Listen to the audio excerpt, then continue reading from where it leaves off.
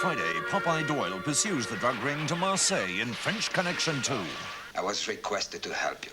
I didn't request that you come here. I've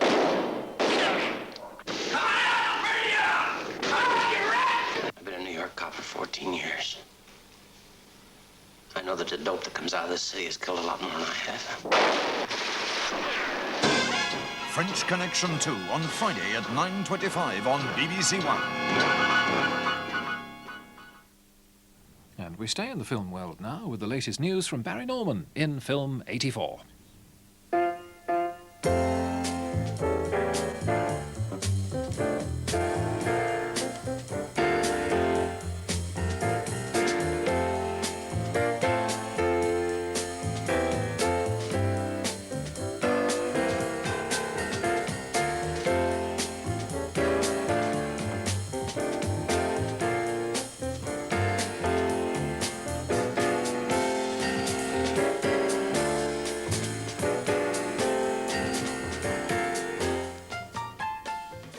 Good evening. This week, Katharine Hepburn, the Garbo of the great outdoors, as Kenneth Tynan once described her, reaches her 75th birthday. And so tonight, to celebrate that event, we'll be looking back at some of the highlights of her career. At the other end of the age scale, we'll also be talking to Nastasia Kinski, whose career doesn't actually include many highlights as yet, but is certainly marked with distinct promise. In addition, we have a preview of Gremlins, produced by Steven Spielberg, which opens this year's London Film Festival and arrives here trailing controversy in its wake. Whether controversy will also attend Clint Eastwood's new film Tightrope is open to doubt, but I imagine it might give his more ardent fans something of a shock horror sensation, because in it Mr. Eastwood plays a kind of Dirty Harry with a taste for kinky sex. The setting is the French Quarter of New Orleans, where a killer, identified only by occasional glimpses of his running shoes, is going about slaughtering prostitutes and relief massage parlour girls. In many cases, the very same girls whose strange wares Detective Eastwood himself had but recently sampled. In the course of investigating the killings, the cop comes into contact with Genevieve Bujold, who counsels women on rape and how to avoid it. Here they are discussing the murders. Another woman was strangled last night. Now, we're concerned it could be the same killer. Why? Because she was killed in the same way. And also because we heard a rumor the murders might be connected. You know how it is with rumors. But it could be the same person. That possibility always exists. Do you have any evidence? I'm not at liberty to discuss evidence in this case.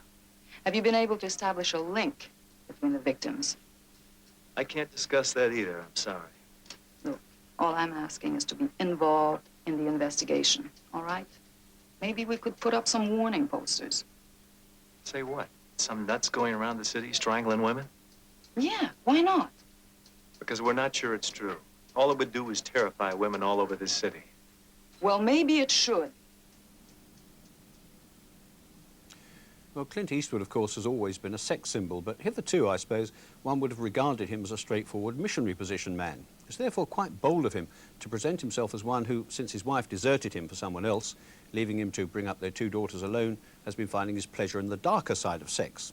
And this also gives an added point of interest to an otherwise run-of-the-mill thriller, because, in effect, the policeman is pursuing his own alter ego, and what's more, an alter ego who knows his taste very well and uses that knowledge to taunt him. This, plus the burgeoning relationship with Genevieve Bujold and some rather pleasing domestic scenes with Eastwood and daughters, one of whom is played by his own daughter, Alison, make Tightrope a distinct cut above the average movie in this genre.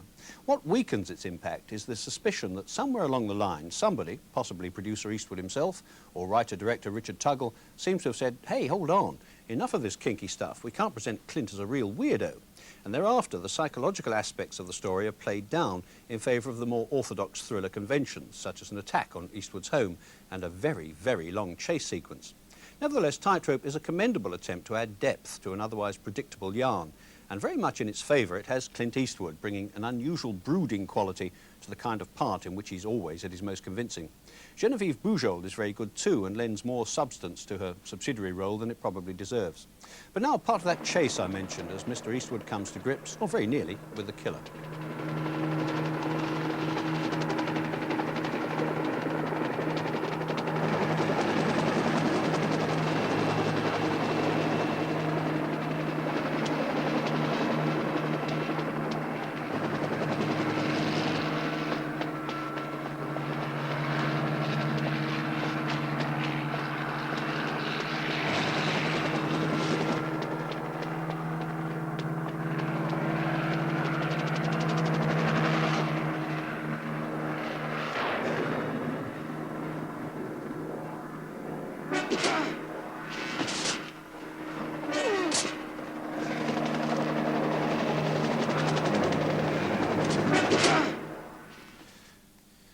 Somebody once described Sonia Braga, the star of Gabriela, as Brazil's greatest export since Carmen Miranda.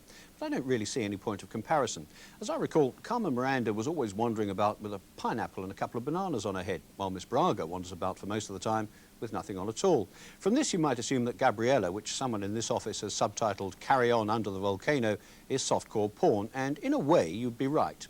It's adapted from a novel of epic length by Jorge Amado, and is set in Brazil in 1925. Miss Braga plays a lusty peasant girl who, fleeing from the drought, arrives at a small coastal town and is taken on as cook, housekeeper and, by natural progression, lover to Marcello Mastroianni, who runs the local bar. A fair number of rumbustious love scenes then ensue, with Mr. Mastroianni keeping his end up remarkably well for a man in plump middle age.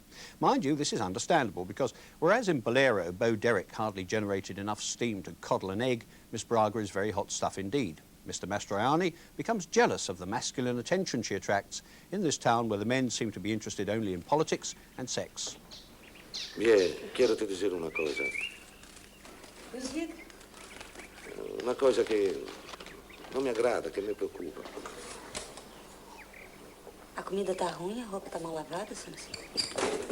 No, não é isso. É que eu não quero que você venha ao bar. Só vou pra ajudar, pra comida me esfriar. Por isso que eu vou. Eu sei disso, mas os fregueses não sabem. Não fica bem uma cozinheira indo no bar, não é, Sansi? Sim, é isso mesmo. Tem uns que não dizem nada, mas outros reclamam. Tá bem. A partir de amanhã, então, eu entro pelos fundos só pra levar a comida do moço. Você gosta de vir ao bar, não é? Tá bem, pode vir. Mas não vai mais servir, vai ficar atrás do balcão. Agora tem que ir. Tão cedo? Sim. Eu não podia nem intervir. Vem cá.